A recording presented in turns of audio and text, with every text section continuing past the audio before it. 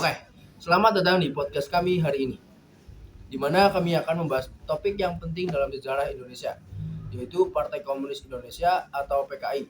Saya Muhammad Nikolas, dan saya sangat senang ditemani oleh dua narasumber yang cukup ahli dalam topik ini. Mari kita perkenalkan mereka. Saya Christian Wijaya. Saya pelajar yang cukup tertarik melakukan penelitian tentang PKI dan peristiwa-peristiwa yang terkait dengannya. Dan saya mau Cekal Farisi, seorang pelajar juga yang cukup suka tentang politik, yang memiliki pandangan berbeda tentang peran PKI dalam sejarah Indonesia.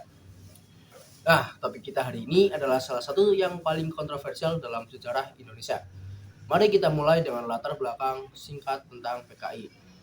Oke, Nicholas. PKI adalah partai komunis yang didirikan pada tahun 1920 di Indonesia pada masa kolonial Belanda. Ideologi utama PKI adalah komunisme yang menekankan persamaan sosial dan retribusi kekayaan. PKI juga memainkan peran penting dalam perjuangan kemerdekaan Indonesia.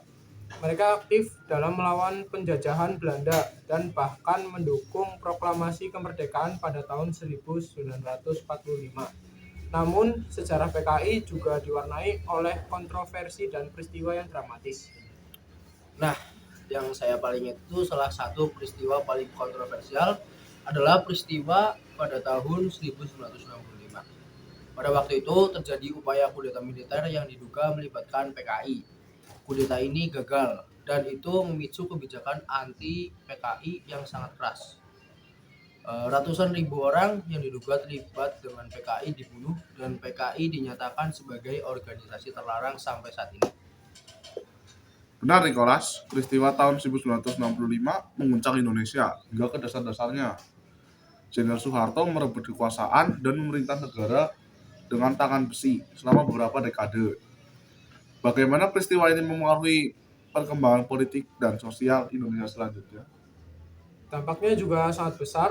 Indonesia beralih dalam masa Soekarno yang cenderung progresif ke rezim militer yang otoriter di bawah Soeharto.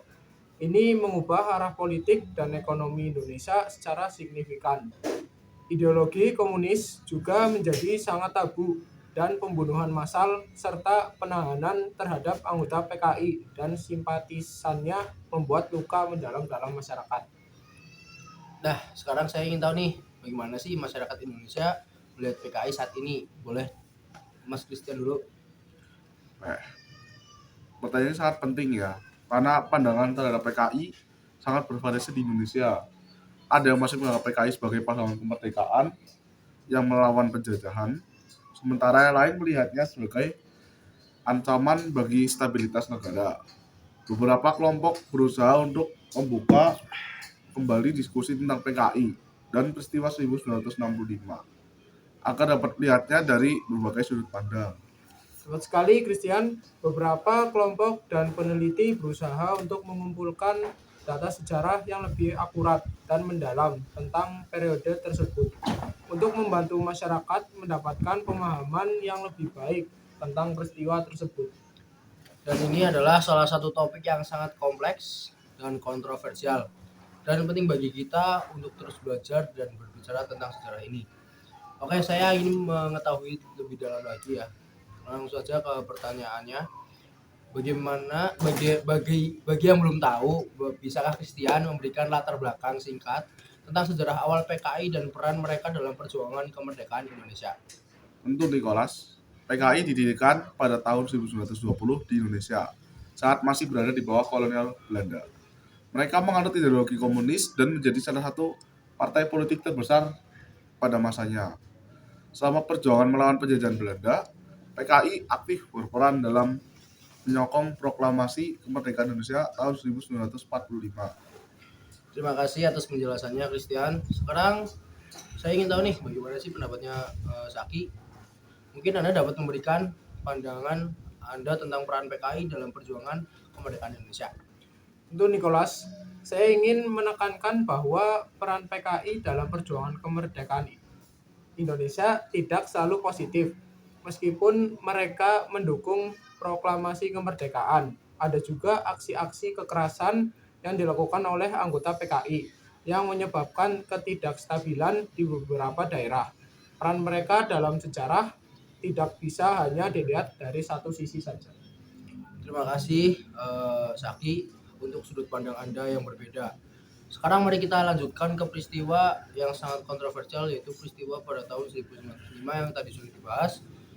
Christian, bisakah Anda menjelaskan peran PKI dalam peristiwa ini dan dampaknya terhadap sejarah Indonesia? Wah, tentu saja bisa. Peristiwa tahun 1965 adalah salah satu babak kelam dalam sejarah Indonesia. Pada waktu itu terjadi upaya kudeta militer yang diduga melibatkan PKI. Kudeta ini gagal dan itu memicu kebijakan anti PKI yang sangat keras.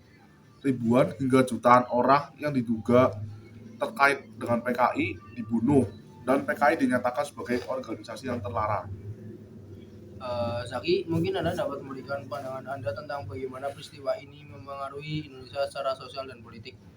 Tentu saja, Nicholas, peristiwa tahun 1965 mengakibatkan kejatuhan Presiden Soekarno dan perebutan kekuasaan oleh Jenderal Soeharto yang memerintah negara dengan tangan besi selama beberapa dekade.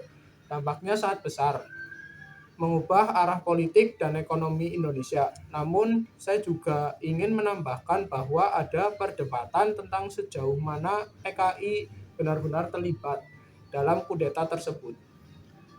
Terima kasih atas penjelasannya, Christian. Maaf, Saki. Sekarang mari kita fokus pada pandangan masyarakat tentang PKI saat ini. Christian, apakah Anda melihat perubahan dalam persepsi masyarakat terhadap PKI selama beberapa tahun terakhir? Ya, saya melihatnya. Ada upaya untuk membuka kembali diskusi tentang PKI dan peristiwa 1965. Beberapa kelompok dan peneliti berusaha mengumpulkan data sejarah yang lebih akurat dan mendalam untuk membantu masyarakat mendapatkan pemahaman yang lebih baik tentang peristiwa tersebut. Ini adalah langkah positif dalam upaya memahami sejarah dengan lebih baik. Oke, terakhir ya, Christian. Oke. Sorry. Saki, apakah pendapat Anda tentang bagaimana seharusnya masyarakat Indonesia mendekati sejarah PKI? Saya pikir pendekatan yang terbuka dan objektif sangat penting. Masyarakat harus terlibat dalam diskusi terbuka dan berbicara dengan berbagai sudut pandang. Itu adalah bagian dari proses pembelajaran dan rekonsiliasi. Perlu dipahami bahwa sejarah kompleks dan kita harus belajar darinya agar bisa melangkah maju.